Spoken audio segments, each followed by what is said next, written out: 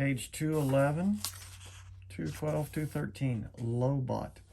Ever since I was little, the doctors told my parents that someday I'd need hearing aids. But I don't know why this always freaked me out a bit, maybe because anything to do with my ears bothers me a lot. My hearing was getting worse, but I hadn't told anyone about it. The ocean sound that was always in my head had been getting louder. It was drowning out people's voices like I was underwater. I couldn't hear teachers if I sat in the back of the class, but I knew if I told Mom or Dad about it, I'd end up with hearing aids.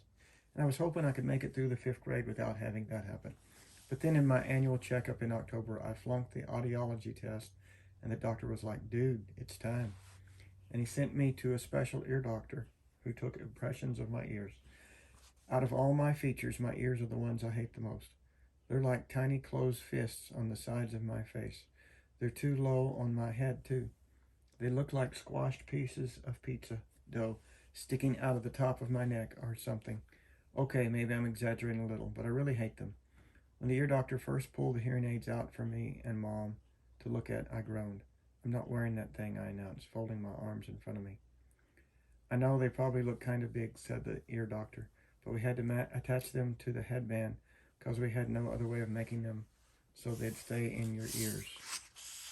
See, normal hearing aids usually have a big part that wraps around the outer ear to hold the inner bud in place. But in my case, since I don't have outer ears, they had to put the earbuds on this heavy-duty headband that was supposed to wrap around the back of my head.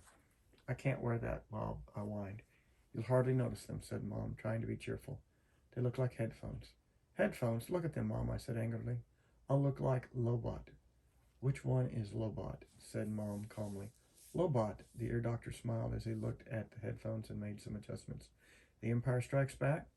The bald guy with the cool bionic radio transmitter thing that wraps around the back of his skull?" "I'm drawing a blank," said Mom. "You know, Star Wars stuff?" I asked the ear doctor. "No Star Wars stuff," he answered, slipping the thing over my head. "I practically invented Star Wars stuff." He leaned back in his chair to see how the headband fit and then took it off again. "Now, Augie, I want to explain what all of this is," he said, pointing to the different parts of one of the hearing aids. "This curved piece of plastic over here connects to the tubing on the ear mold. That's why we took these impressions back in December, so that this part that goes inside your ear fits nicely and snug. This part here is called the tone hook, okay? And this thing is the special part we've attached to this cradle here. The Lobot part," I said miserably. "Hey, Lobot is cool," said the ear doctor.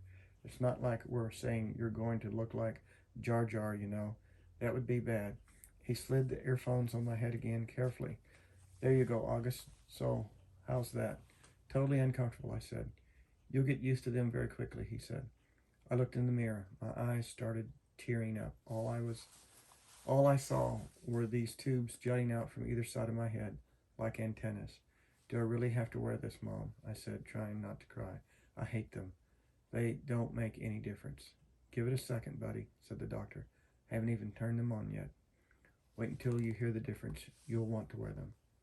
"No, I won't." And then he turned them on.